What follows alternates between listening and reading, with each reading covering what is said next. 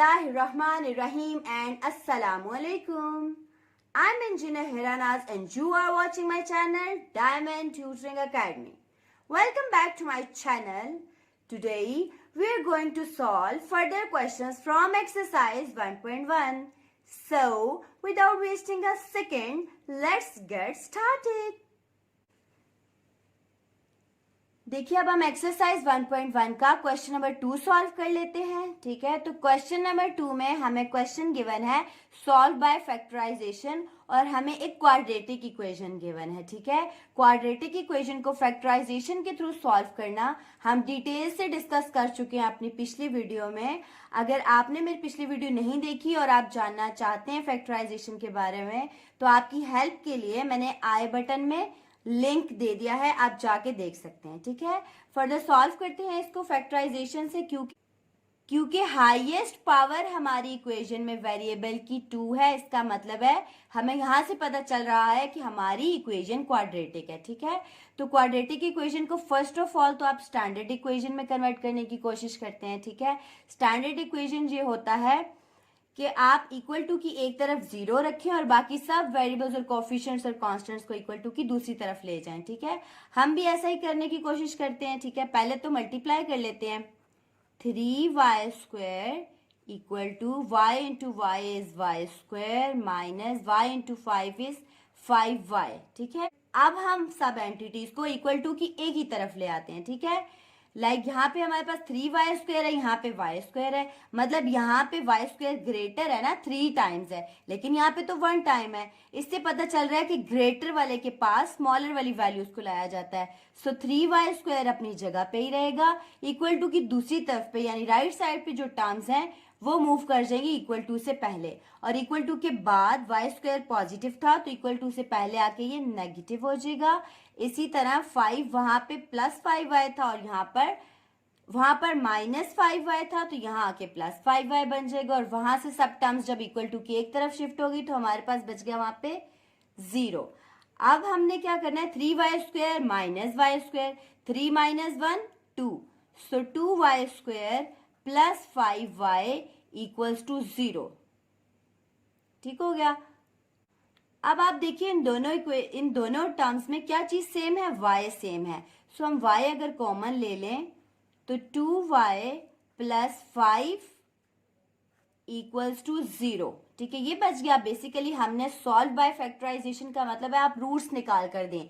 x है या y है तो उसकी 2 वैल्यूज निकाल कर दें. इस केस में y है, सो y की 2 वैल्यूज हमने निकाल कर देनी है. ठीक है, तो अब क्या करेंगे, एक तो हमारे पास आ गई ये चीज और एक इक्वेशन ये बन गई. तो हम क्या करेंगे, पहले y इक्वल्स टू 0 लिख देंगे.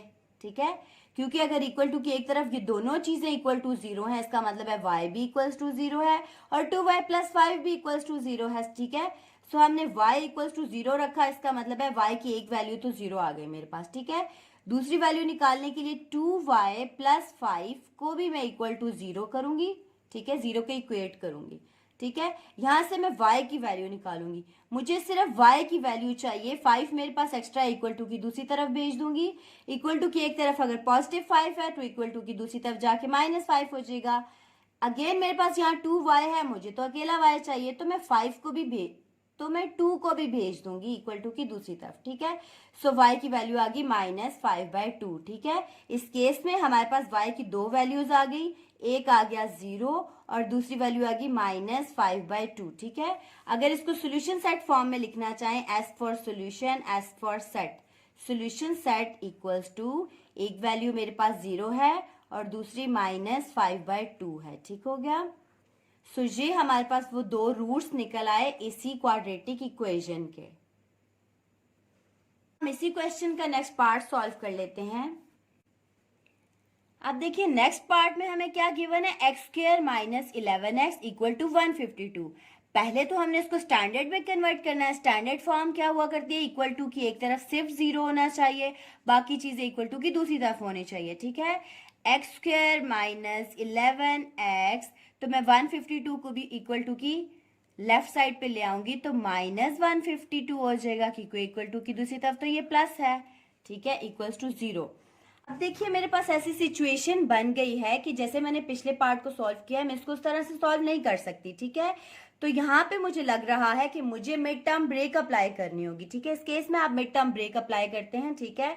तो मिड टर्म ब्रेक के लिए आप क्या किया करते हैं, 152 का एलसीएम लेंगे, ठीक है, ठीक है। आपने क्या करना है, 152 का एलसीएम लेना है, ठीक है। हमेशा हम सबसे छोटे टेबल से मल्टीप्लीकेशन स्टार्ट करते हैं एलसीएम में, ठीक है। सो 2 7s आर 14, 1 यहाँ चला गया, 2 6 आर 12, ठीक है। 2 2s आर 4, 2 3s आर 6, 1 यहाँ चला गया, 2 8s are 16, 2 1s are 2, 2 9s are 18 and then 19, 1 is 19, ठीक है। सो हमारे पास ये फैक्टर्स बन गए। अब आपने क्या करना है, आप इनमें से चूज कर सकते हैं कोई सी दो वैल्यूज, ठीक है। मैं ऐसे चूज कर लेती हूँ, 2 2s are 4, 4 2s are 8, 8 and 19 अगर मैं चूज कर लूँ तो देखिए 8 माइनस 19 मेरे पास 11 भी बन जाएगा, और 8 को 19 से मल्टीप्लाई करने से तो 152 भी आता है, 152 भी आता है, ठीक है। सो मैंने क्या करना है, एक्स स्क्वेयर माइनस, ठीक है, आपको पता है ये साइन एज इट इज आया करती है, ठीक है। पिछली वीडियो में हम डिस्कस कर चुके हैं। उसके बाद आ गया 11x, 11x की जगह मैंने ये दो टर्म्स रख देनी है, ठीक है। तो मैं पहले 19 रख देती हूँ, क्योंकि आपको पता है कि बड़ी टर्म का साइन क्वेश्चन के साथ आता है और क्वेश्चन को माइनस चाहिए, तो मैं ऐसे ही कर सकती हूँ, -19 लिख दूं, क्योंकि 19 में से 8 माइनस करेंगे, लेकिन बड़ा तो 19 ही है, ठीक है। और उसके बाद मैं 8x लिख देती हूँ, ठीक है, ये दूसरा था मेरे पास टर्म, ठीक है। सो -152 इक्वल्स टू 0। अब दूसरी वैल्यू का क्या साइन होगा वो हम कहते होते हैं, यहां से डिसाइड होता है। अब यहाँ पे नेगेटिव एस का मतलब है इसके ऑपोजिट साइन यहाँ पर आएगा, सो यहाँ पे आ जाएगा प्लस, ठीक है। अब आप फैक्टराइजेशन कर लें, दोनों में x है, सो x कॉमन लें, x माइनस 19, ठीक है, प्लस यहाँ से अगर आप 8 कॉमन ले लें तो x माइनस 19 इक्वल्स टू 0, ठीक है। 8 इंटू एक्स 8x आ जाएगा, प्लस माइनस माइनस 8 इंटू 19 152, ठीक है। अब देखिए हमारे पास कॉमन फैक्टर क्या है, x माइनस 19, x माइनस 19। सो x माइनस 19 वन टाइम लिखेंगे, कॉमन फैक्टर को आप एक बार लिखते हैं। दूसरा फैक्टर है x plus 18, sorry x plus 8, x plus 8 equals to 0, ठीक है। अब इक्वल टू 0 है, इसका मतलब पहली टर्म b इक्वल्स टू 0 है, दूसरी टर्म b इक्वल्स टू 0 है। तो हम बारी बारी इन दोनों को इक्वेट करके रूट्स निकाल लेते हैं।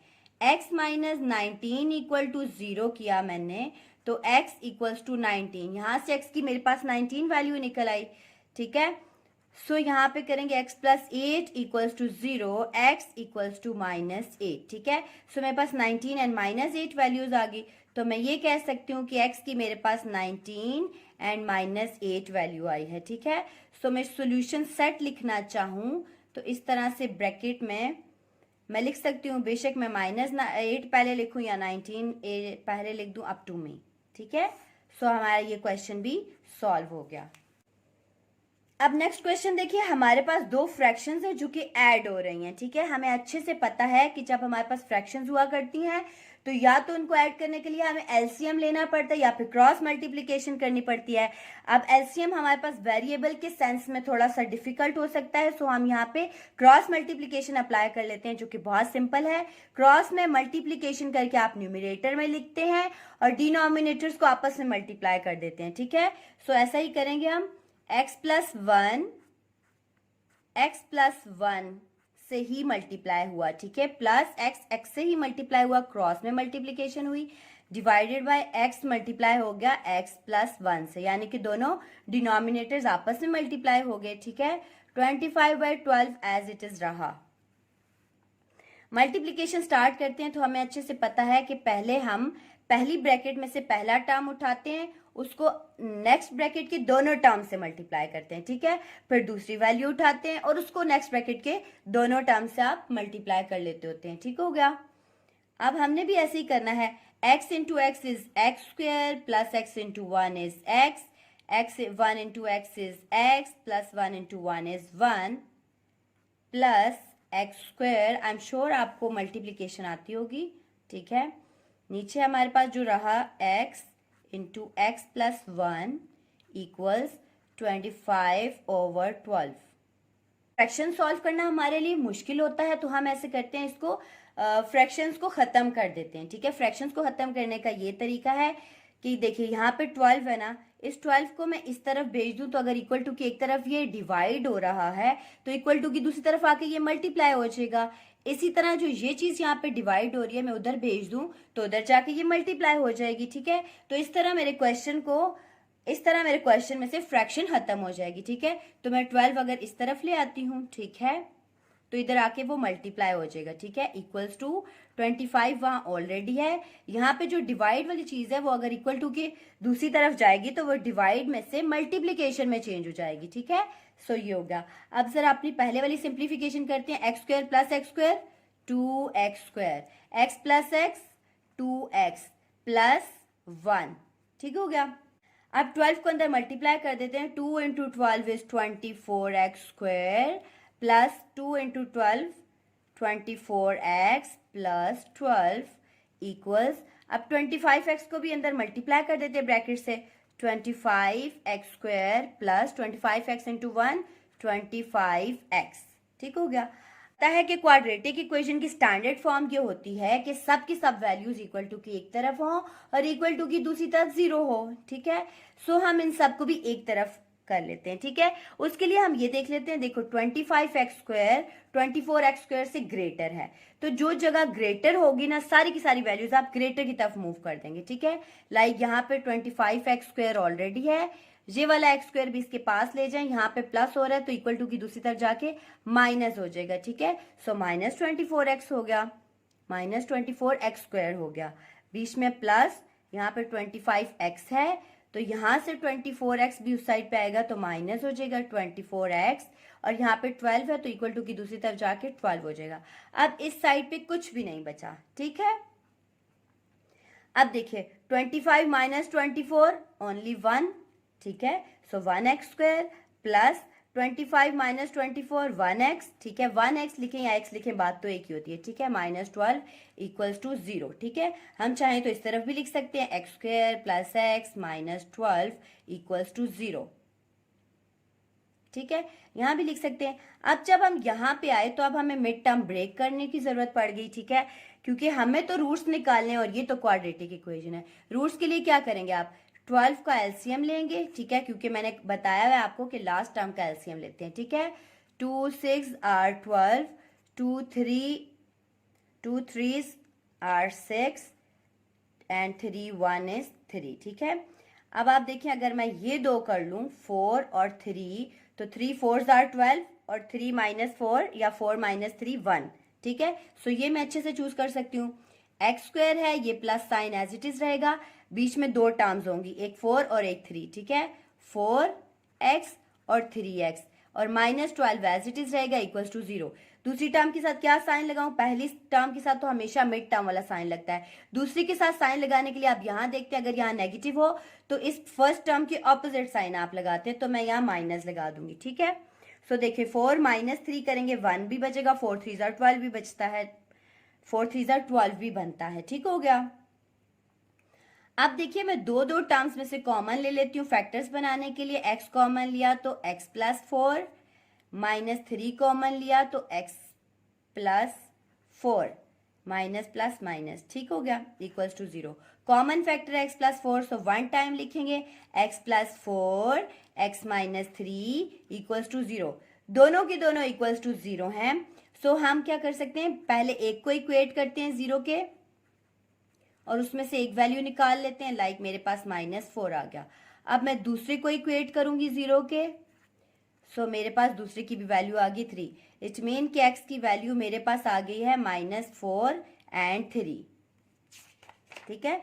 सो मैं यहाँ पे सोल्यूशन सेट लिख सकती हूँ, सोल्यूशन सेट इक्वल्स, मर्जी है मेरी कि मैं पहले पॉजिटिव वैल्यू लिखूं या नेगेटिव वैल्यू लिखूं, ठीक हो गया। So this is our solution. And that's all for today. See you soon in the next video. Stay safe and healthy. Allah Hafiz.